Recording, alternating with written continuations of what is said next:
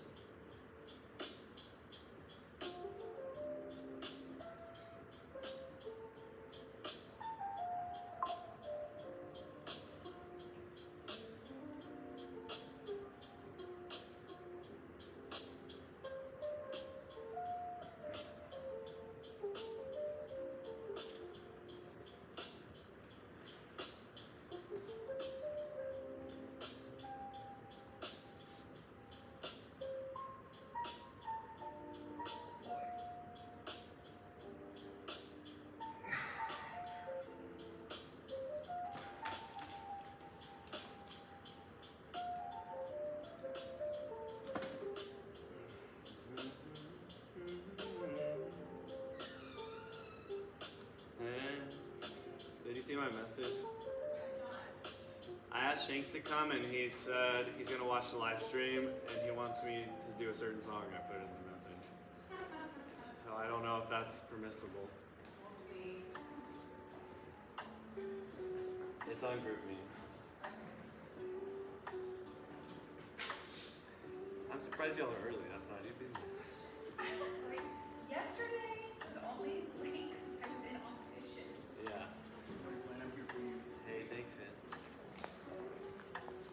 Is this what you need me to move? Huh? Oh, no, you don't have to move it anymore. Oh, well, I'm leaving.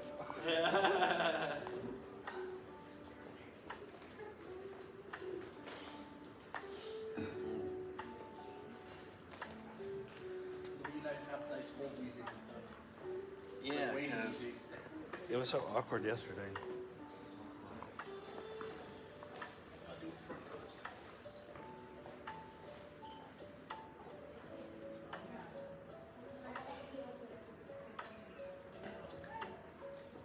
Of course, Blaine has that.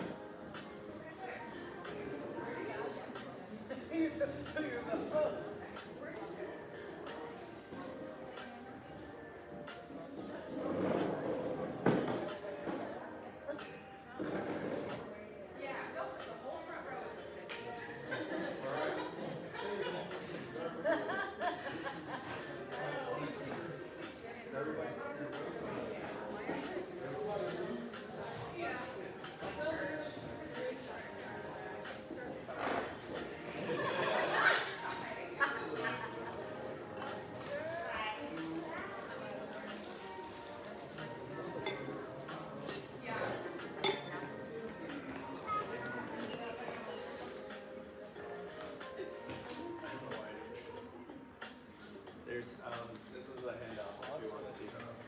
Oh, does it feel that? Imagine that, and it's on my website. Yeah. Oh.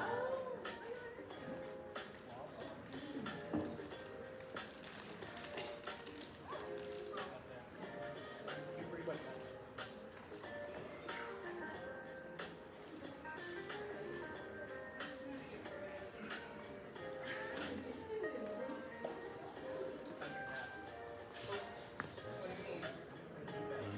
There you go. I watch faster.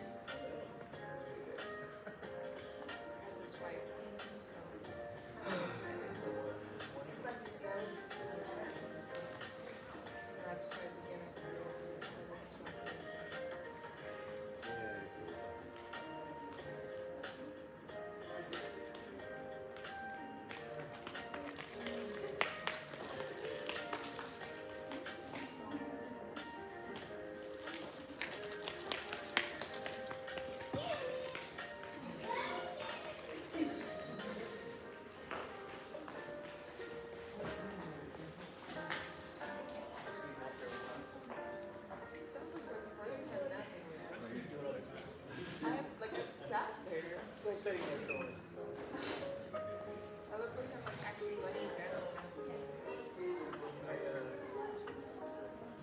I see people nap their lives just kind of look teaching. No, because I've not.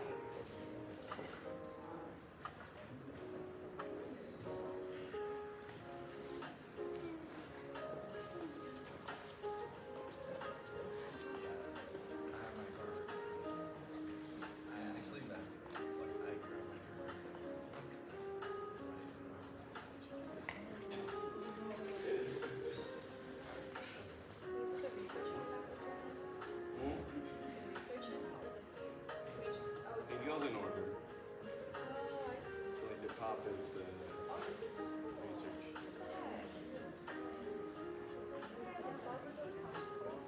Well, she's doing them right now because she's starting her own shop.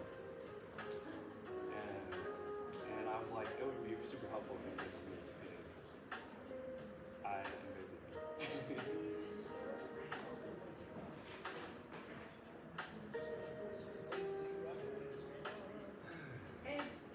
That's so cool.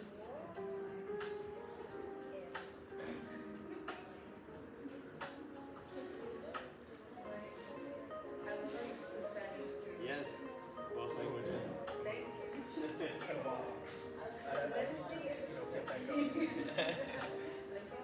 I didn't translate it.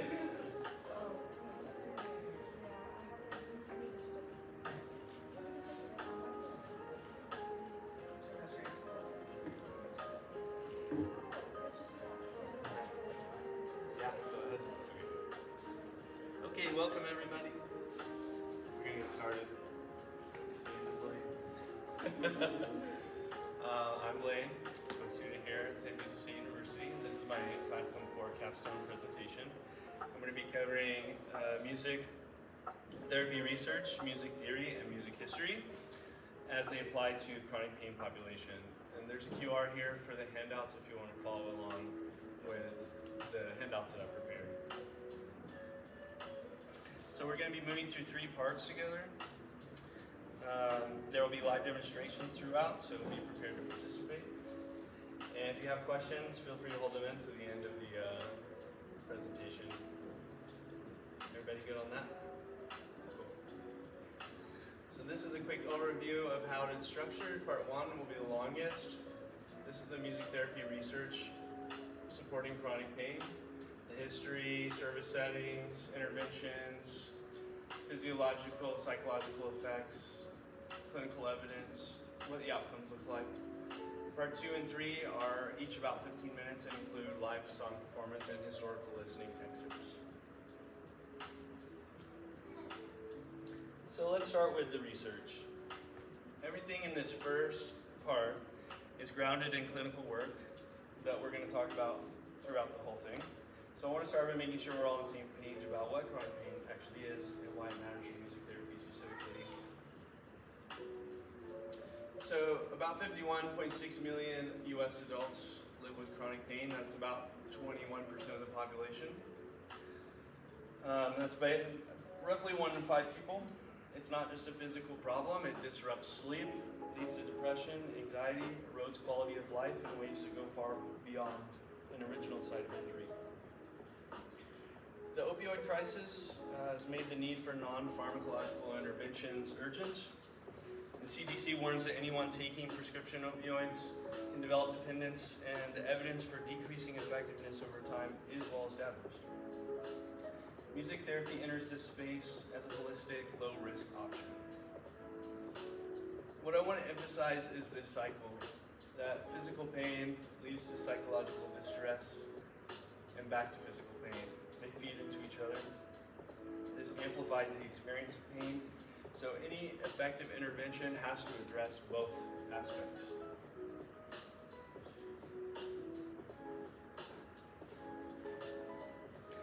All right, so what is music therapy?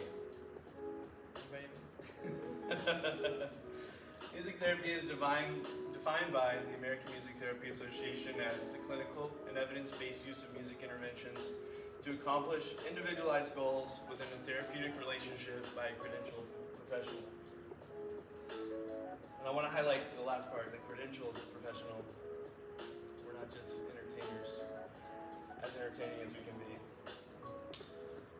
We're not talking about pressing play on a Spotify playlist. This is a trained clinical discipline. Believe it or not, harm can be caused by someone who does not know what they are doing. So below here I have the 4 modalities of music therapy shown. These are modalities that we work within to administer music therapy to clients. So first we have receptive. This is something where a therapist plays music for a client to respond to. They could guide them with imagery. They may have the intention for relaxation. Then we have recreative. This is engagement with existing music, such as singing songs, playing instruments, or engaging in structured musical games, like using music that is well known, well established, popular music usually. Then we have compositional. And this is where you are composing an original piece of music with a client, either original lyrics, instrumentation, or both together. And then we have improvisational, which is exactly what it sounds like. Totally open. The client is filling in the structure with their own expression. So the history of music therapy is longer than most people realize. Music has been used to manage pain in virtually every recorded civilization. The modern profession formalized after World War II, when musicians began playing for veterans in hospitals who were recovering from both physical and emotional trauma. In the 60s, we got the gate control theory of pain, developed by Melzack and Wall. This gave us a physiological framework to understand why music can interrupt pain signals. And by the 90s, programs began targeting chronic pain specifically. Today, music therapy is gaining traction in mainstream healthcare as a non-pharmacological option that addresses the full biopsychosocial picture of pain. So where do people with chronic pain receive services? Everywhere. Who has chronic pain? Every type of person.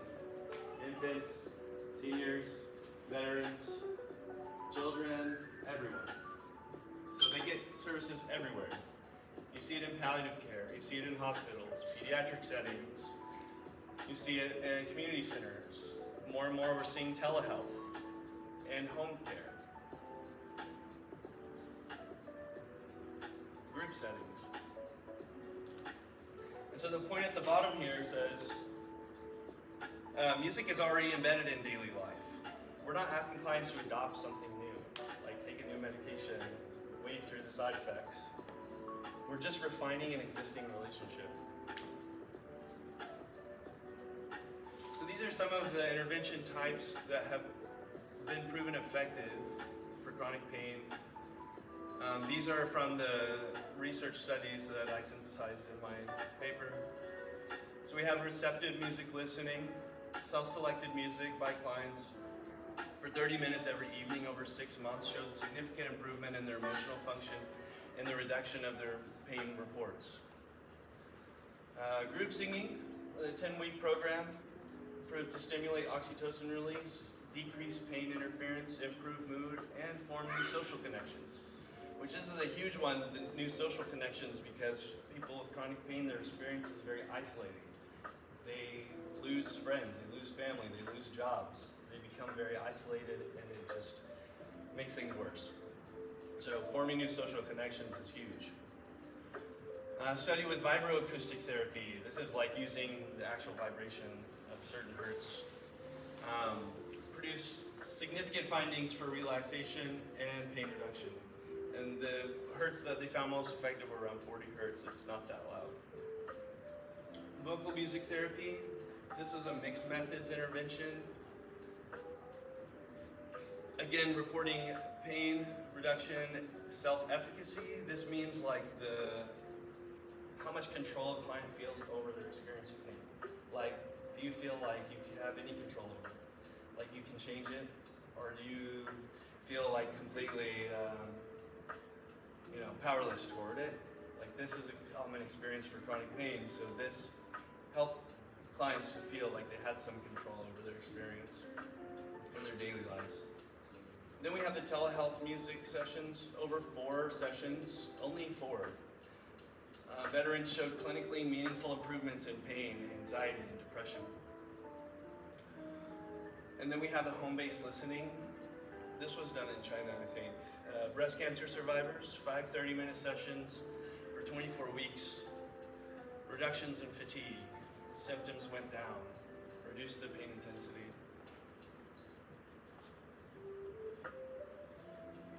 All right, so who's qualified to work as a music therapist? Those with board certification. This is the baseline credential. Being a music therapist requires a bachelor's degree, 1,200 clinical hours, a bachelor's degree from an AMTA approved program, mind you, 1,200 clinical hours, and passing the board exam. That's what I'm working toward.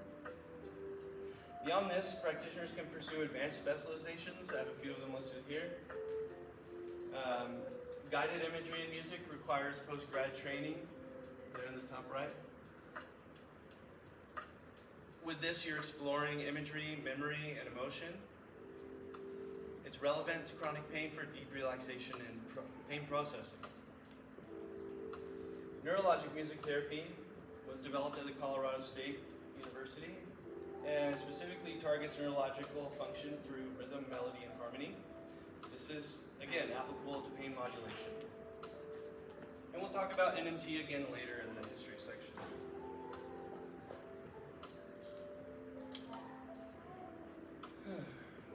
So the evidence that we see in the research is that music therapy covers both physiological and psychological domains, which is part of what makes it such a strong fit for chronic pain. On the physiological side, you see heart rate modulation, stress response, nervous system engagement. In palliative care pediatrics, heart rates dropped an average of 7.6 BPM.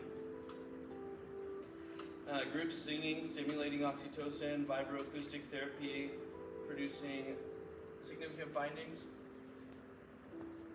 Reductions in brainstem activity, reduction in amygdala activation, and psychologically, on the right side, music regulates mood, reduces anxiety, builds coping skills, and enhances patients' sense of agency.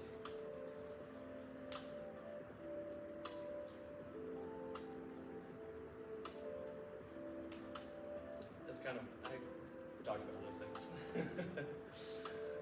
So here's some community and home-based applications. This expands what music therapy can do and who it can reach. So home-based studies show that meaningful outcomes are achievable even without the therapist physically present. Breast cancer survivors, adults recovering from surgery, all shown sustained improvement in home settings. Community programs like Singing for Pain in Queensland, Australia produced decreases in pain interference and improvements in mood and social connection.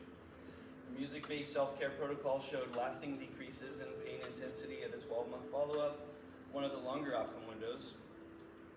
The equity issue at the bottom of this slide matters too. Marginalized communities have fewer resources, less reliable internet access, and fewer opportunities to engage in arts-based health programs. This gap will require intentional design and future research to deliver service. This is just more summaries of the research. So I have a couple of videos here about music therapy for chronic pain, and this is with veterans, and then music therapy and integrative care. So we're gonna watch these real quick.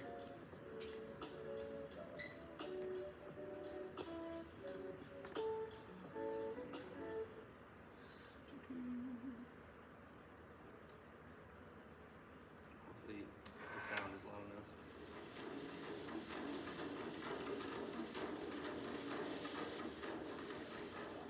Opioid addiction, depression, and suicide rates have significantly increased with our veterans battling chronic pain.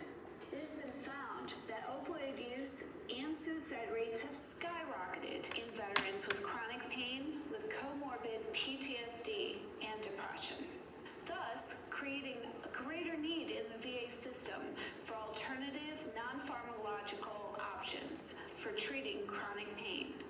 The Group Music Therapy Pain Model Instructional Handbook is designed to address this need through the use of vibrations and rhythmic engagement. The music therapy class here at the McGuire VA has really helped me tremendously. I suffer from fibromyalgia and PTSD, and this class has made me come together with other veterans suffering from some of the same ailments. Just being with fellow vets and suffering from major depression and neck and back injuries, it gave me a chance to not think about my pain.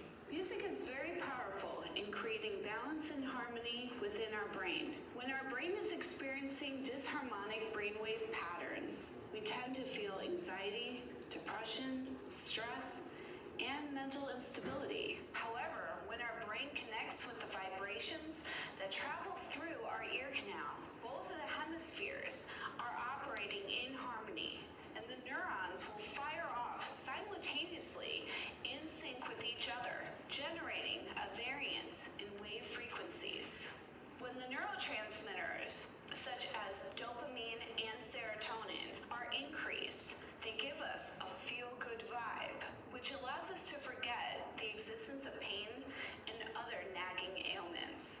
Through rhythmic engagement, these vibrations nourish our brain, making it healthy and whole again. During implementation of a recent 3-month pilot program of this model, the majority of participants consistently reported an average decrease of over 75% in their pain levels. In addition, those participants suffering from moderate to severe depression and PTSD also reported over 95% improvement in their overall mood and quality of life. We need more of these classes. A lot of us want to stop taking pills, pain pills. We want to get off all that stuff. So this is wonderful for me. It's been a joy. I'm grateful for it. Rhythm is key to becoming pain-free.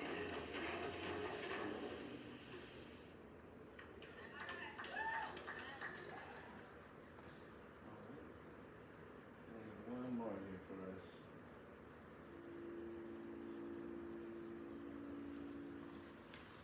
So I trust that you know very well how music can affect your mood. But can it affect your optimal health, your well-being? Let's talk for a moment about our brains and how the various parts of the brain, the cortex, and beneath it, the limbic system, actually process musical activity. It's the occipital lobe in our cortices that actually produces the images when we close our eyes, listen to music, and it brings us to the ocean or a mountain. Our frontal lobe is analyzing that music and giving us the information, the data that tells us what this piece of music is, who might be playing it, maybe what key it's in. And when we engage in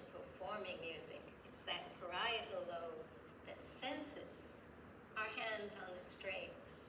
Of course, the auditory cortex is in the temporal lobe, and this is where we process sound. So of course, the temporal lobe is very active. But beneath the cortex is the limbic system. And that's the seat of our emotions, our memories, and the automatic reactions that we have that help us to breathe and to pace our heart. It's these functions that occur in a very primitive part of the brain, but are automatically activated with a piece of music that means a great deal to us. You've probably heard about neurochemicals like serotonin and dopamine. These are feel-good, pleasure chemicals that are released when we listen to music that we just love. Research has found that the pleasure centers, the reward centers of the brain are activated when we engage in music, whether it's listening, singing, playing, composing it, or even talking about it. When we listen to music, the autonomic nervous system is regulating our internal organs and helping us to survive. The parasympathetic nervous system is a part of this autonomic nervous system that deeply relaxes us. It allows us to recover, recuperate. It allows us to rest. And if you've ever listened to a piece of music that is familiar and comforting and associated with wonderful places and great people, then you know that your parasympathetic system is being active while you listen, relax, and enjoy. On one hand, the parasympathetic, relaxing us. On the other, the sympathetic system. That's the part that deals with the fight, flight, or freeze response. And that is our mechanism for dealing with stress and the chronic stress that comes from being in a state of threat is what causes diseases like hypertension that leads to heart attack and heart disease, gastrointestinal disorders.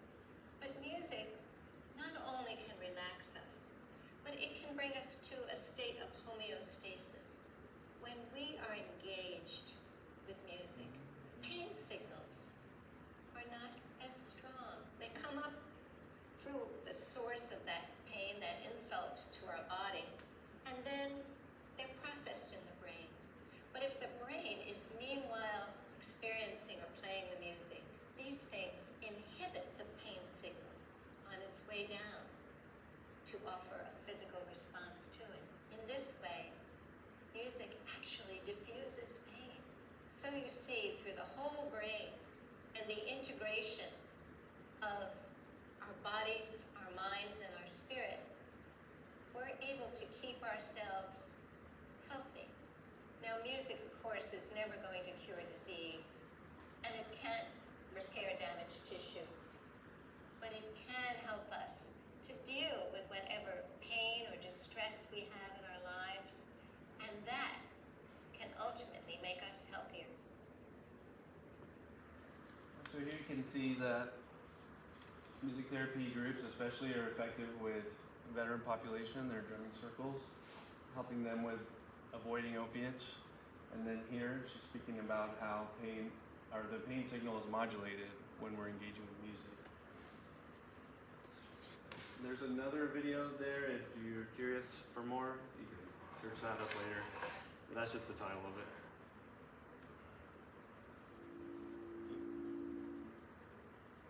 There we go. Okay. So before ending part one, I want to just wrap up the challenges that existed, that I noticed in the research, and future directions where chronic pain studies could go. On the methodology side, the studies varied really widely between whether the music was active engagement or passive engagement, if it was live or recorded, pre-selected or patient-selected. There's no standard pain outcome measure. When they ask you how's your pain on a scale of 1 to 10, this is really get past that. There are new measures that address the matrix of the experience of living with pain, such as self-efficacy, feeling a loss of control or more in control of your experience with pain, how much it interferes with your day-to-day activities. There's like a whole matrix that addresses way more than just 1 to 10. So we're hoping that people will use this more in the future. Let's see. So for future directions, mixed method designs that blend qualitative interviews and quantitative scales, get more information, more data. Neuroimaging is coming in more. It's opening up new lines of inquiry. There's a study with using Mozart for fibromyalgia that altered brain activity after just 17 minutes. That was pretty interesting. Let's see. All right, now we're gonna move on to part 2. This is the music theory and song analysis section. Everybody's favorite part. Let's see. So I chose a few songs to analyze, and my professors are going to choose 2 of them for me to play for you guys. So these are those songs. I chose these because they mirror the experience of living with chronic pain. They have familiar verse-chorus structures that reduce the cognitive load of those experiencing chronic pain. They're popular songs. They're not very hard to listen to. In fact, they're quite enjoyable to listen to. They're very lyrically rich, especially this one. I chose this song because she details a lot of maladaptive coping mechanisms, one after the other. I think it's kind of a neat, exhaustive list of how not to deal with things.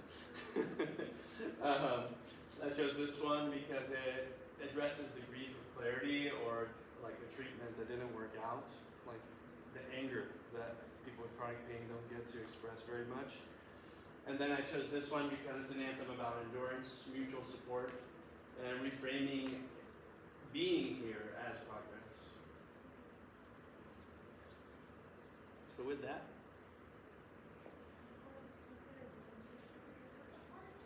oh, I had a slide in there. I don't know where it went, but I can do it. I can do it first. Yeah. Okay, so I'm gonna do it. Before we do this, I'm gonna do a demonstration of group singing. So I need you guys to sing with me. Don't worry, you'll know the song.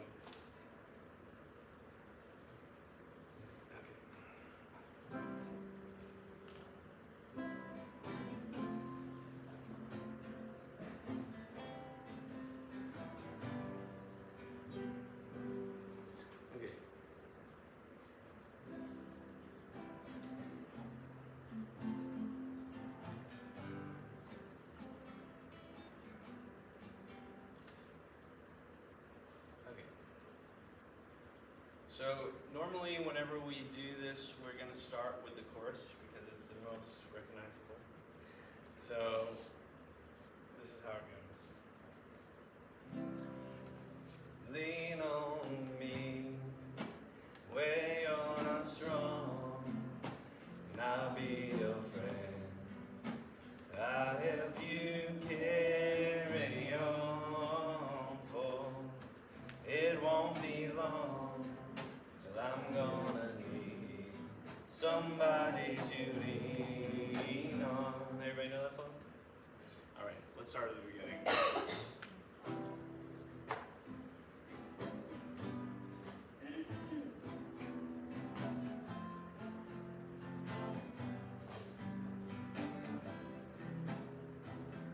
Okay. Sometime in our lives, we all have pain.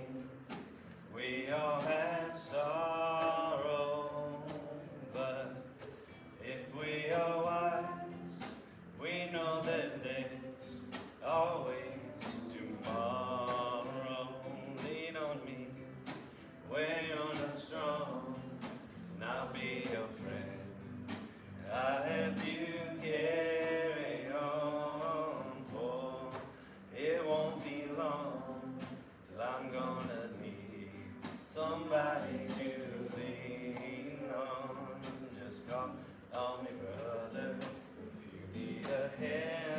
all need somebody to lean on. You just might have a problem that I'll understand. We all need somebody to lean on.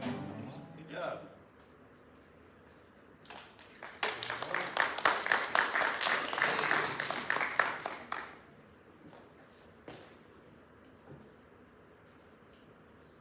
I don't know why my slide file disappeared, but.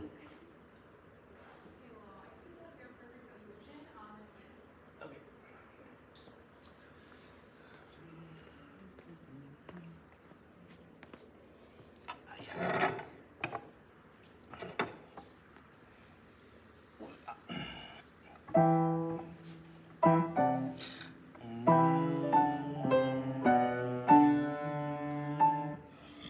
Okay.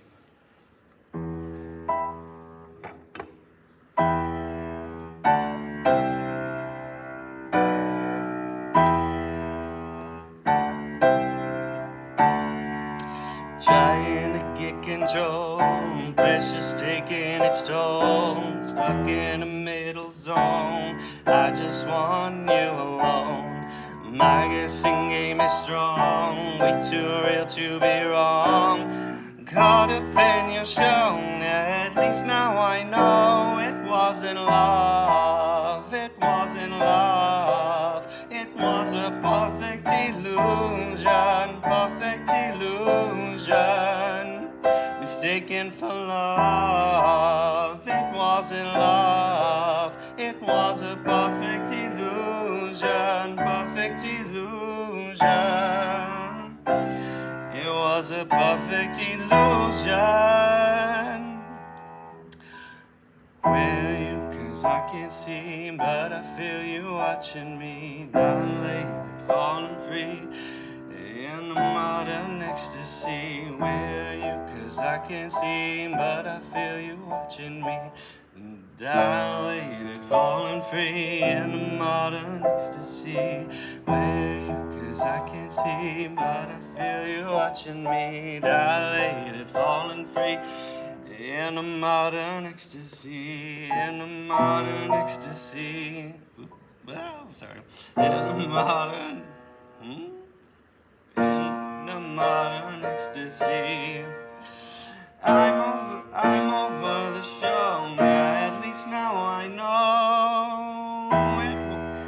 it wasn't love.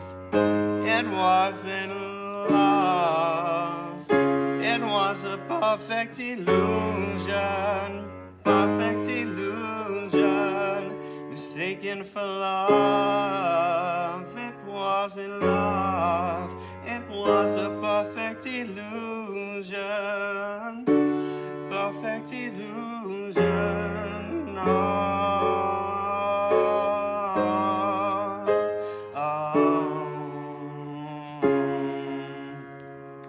It was a perfect illusion, somewhere in all the confusion. It was a perfect illusion, illusion, illusion.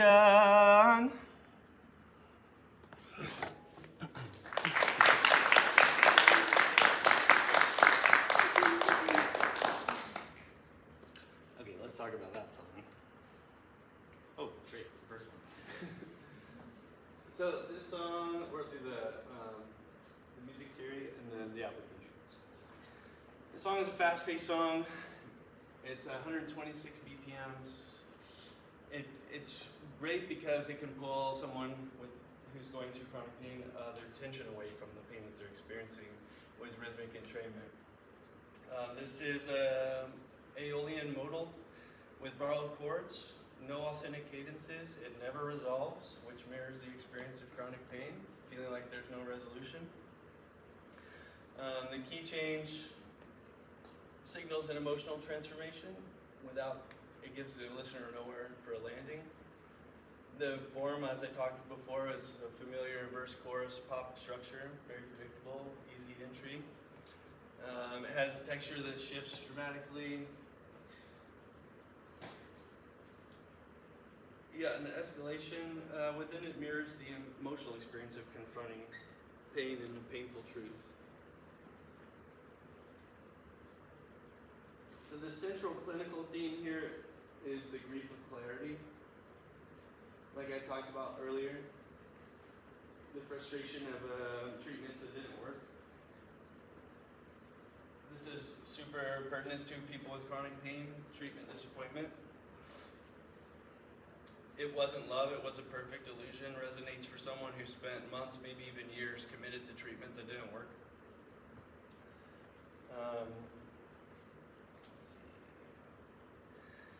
Yeah, so this song is useful for lyric analysis. You could ask a client, like, has the treatment ever made you feel like the pain was all in your head?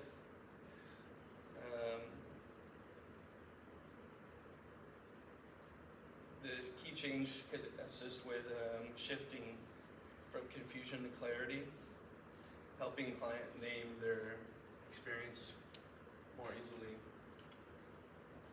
Framing anger as legitimate response, opening up discussion about dissociation, body awareness. I don't have this written here, but the potential triggers for this are there's mentions about amphetamines, drug use, dissociation. So you wouldn't maybe use this in a psych hospital. Keep it away from that. Yeah.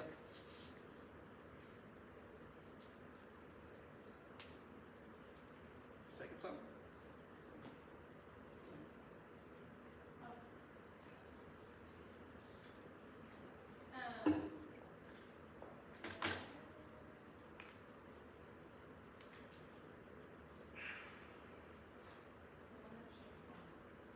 Yeah. It's my birthday. So I invited Professor Shanks to come, and he said he would watch on the live stream. And then I asked him to give me a song to choose because that's what they're supposed to do. And he chose Cranes in the Sky and to play it on guitar. Let's go to that. Let's see. I also brought a drum backing track because the song is like drums and like these super high strings, and that's it. It's very, very sparse. So I felt like without the drums, it would be very empty. So I brought that with me.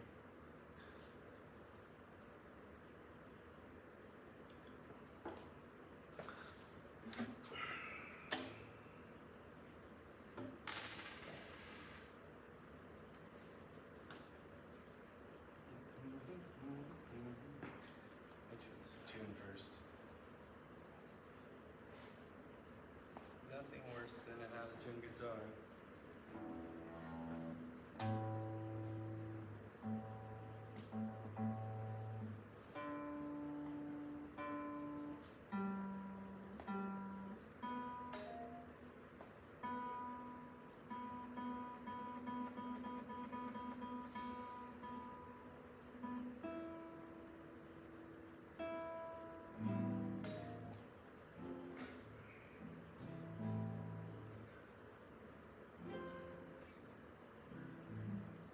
Okay.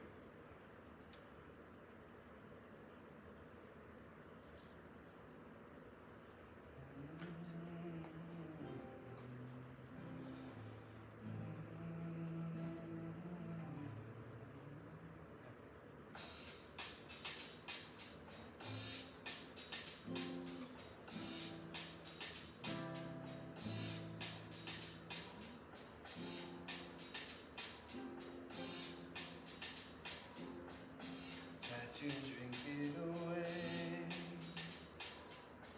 I tried to put one in the air.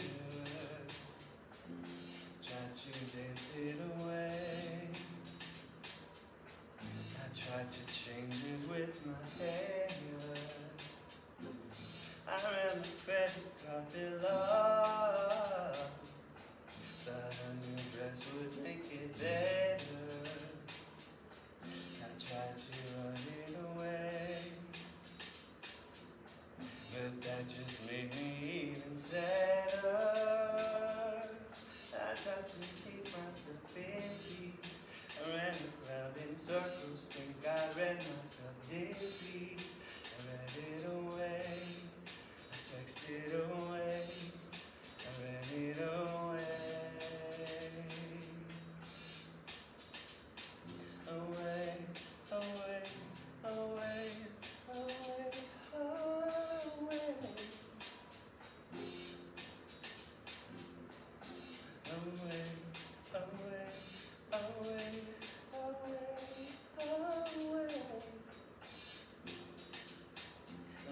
it's like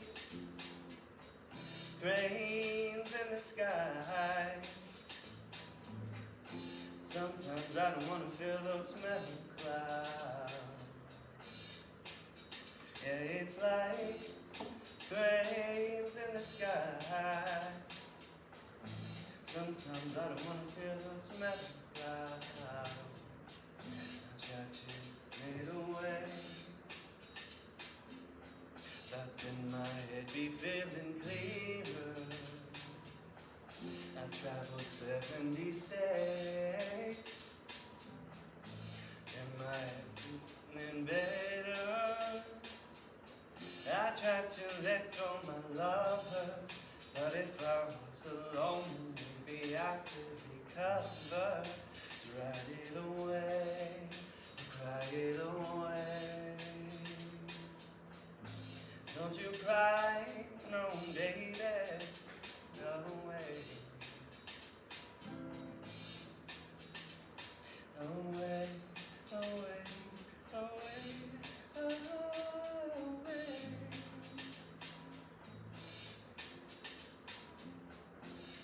Away, away, away, away, away. And it's like cranes in the sky. Sometimes I don't want to feel those metal clouds. Cranes in the sky. Sometimes I don't want to feel those metal clouds. Away, away, away, away, away.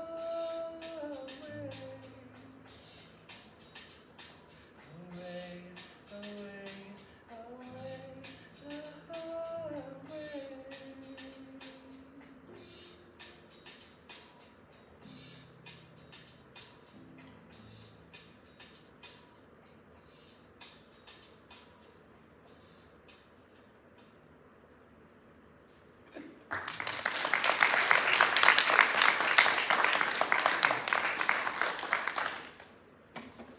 I love that song.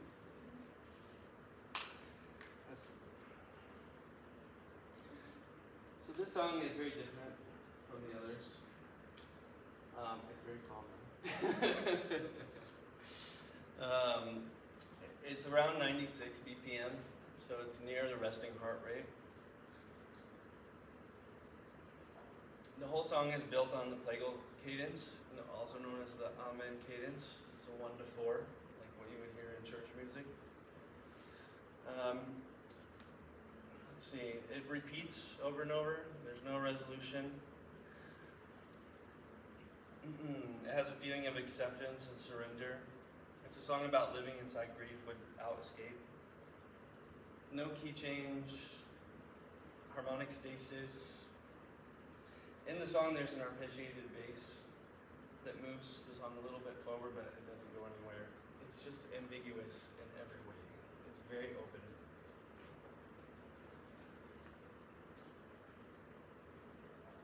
So this song would be good for like a receptive listening exercise. I really would do a lyric analysis with this one. She talks about every line is a different coping mechanism. Like, I tried to drink it away, I tried to run it away, I tried to read it away, I tried to dance it away. None of these things worked. These all pose great guiding questions for clients, like what are you trying to run away from? What feels like perpetual construction? Because that's the metaphor with the cranes in the sky. She's talking about construction cranes, not birds. So discussion with this song could help discuss turning towards things rather than running away from them. Identifying avoidance and how it perpetuates the experience of pain. What is distraction versus what is coping?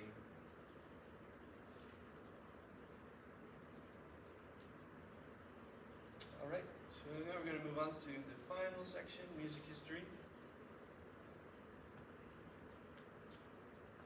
I chose the Baroque period for one specific reason, which will come up in a minute. and its application to music therapy. So this period is roughly from 1600 to 1750. It builds a historical bridge between Western music and the clinical work that we do. I'll walk through the cultural context, show some of the instruments at the time, and detail two major composers. And then we'll listen to two excerpts of their works. So, the Baroque period, as I said, 1600, 1750. The word Baroque comes from the Portuguese word for an irregularly shaped pearl. It's a period of grandiose drama, energy. Music was being heard in churches, in aristocratic courts, in public opera houses.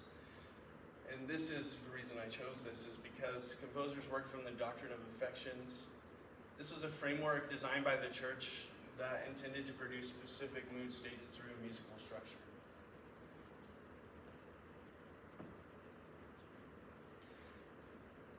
The Council of Trent positioned music as spiritual persuasion.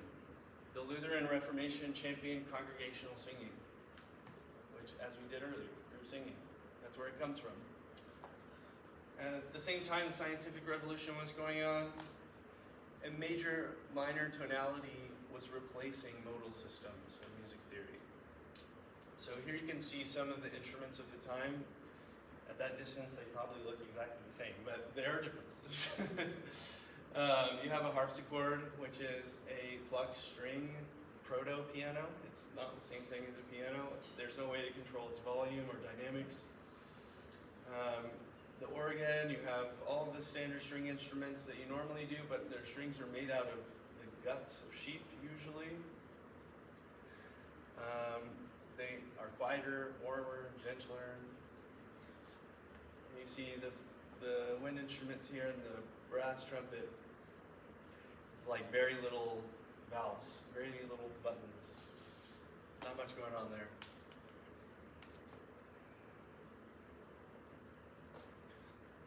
How'd that get there?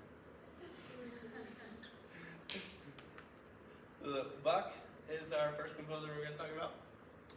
He is the culmination of the Baroque. He's like the Baroque guy. Like, that's what everybody knows him as. He was known for mastering counterpoint. And what that means is like weaving multiple melodic lines together so that it sounds harmonious. So yeah, I chose Bach because he applied the doctrine of affections. For him, music composition was a science. He wasn't just writing beautiful music and hoping that it would affect people in a certain way. He was literally engineering it to affect people in a certain way. And this informs what later becomes neurologic music therapy. So this quote is by him on the side. It says, "The aim and final end of all music should be none other than the glory of God and the refreshment of the soul." This reflects what makes Bach's work clinically relevant. He understood music as a tool for human restoration.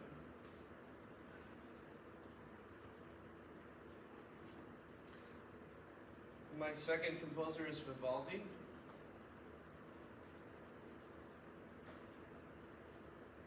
Vivaldi offers more accessibility in his music. His songs more closely resemble modern pop music than Bach's do, in that there's one melody with supporting harmonies, whereas Bach has a bunch of melodies going too. So it offers a clarity that is similar to pop music today. So this Four Seasons is a suite of his concertos that I chose for my presentation, specifically Spring, which we'll listen to in a second. It's highly accessible, very supportive and easy to listen to.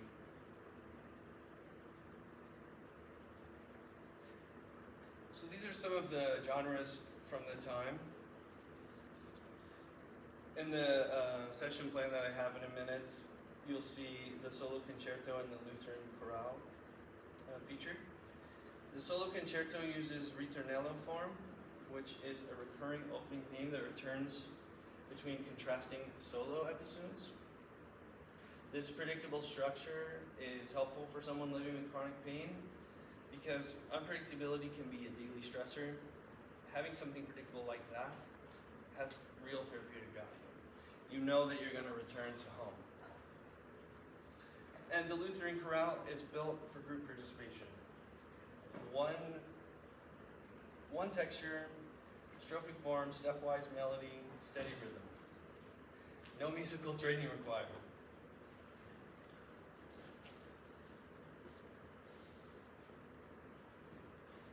Alright, so let's hear a little bit of Bach. Air on the G string.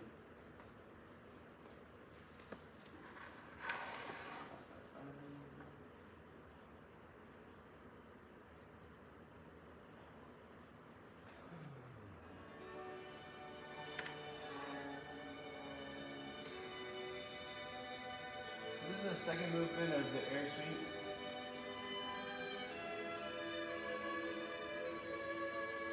I'm pretty sure this is exactly 60 BPM, so it mirrors a resting heart rate.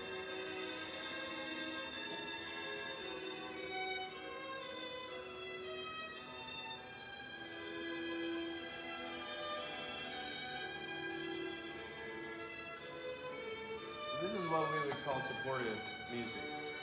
It doesn't challenge you in any way. It's just there to support you. It's not fast, it's not overly energetic. There's no dissonance, there's no suspension. It's just nice.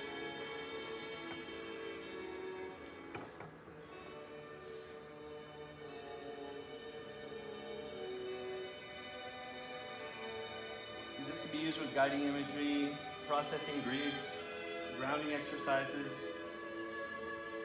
It's introspective without being sedating.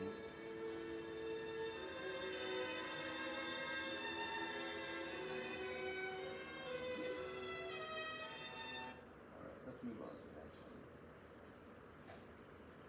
So the next one is Spring by Vivaldi. This is not supportive. This is what we call mixed composition. Well, the whole suite is mixed because some of it is supportive. But the other type is complex, which is challenging, is energetic, can have dissonance, can have suspension, and this has both.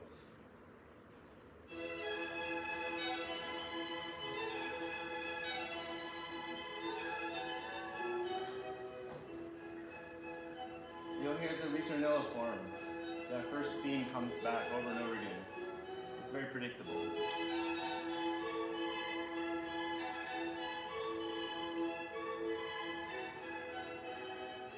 You can hear a single clear melody here with the background harmonies.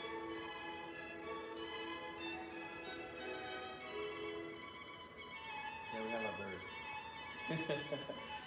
And this is programmatic music, meaning there is a program behind it. There's imagery of birdsong, flowing streams, thunderstorms later, which makes it complex and challenging.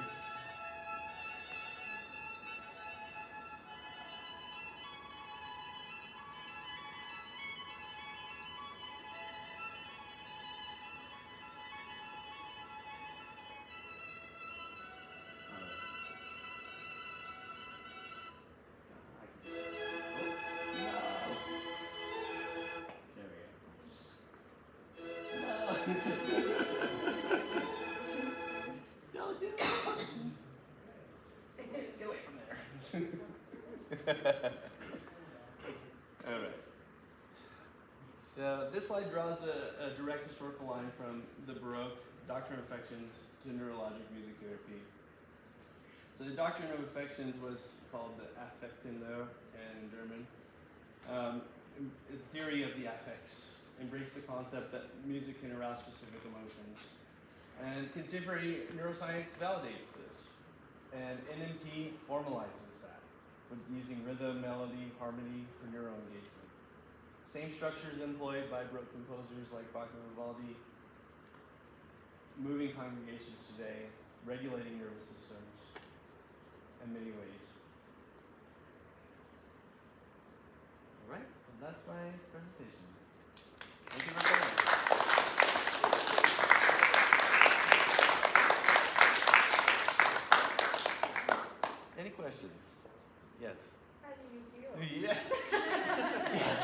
told me somebody would do that. Thank you. Great. I'm very happy. I feel good. I feel loved.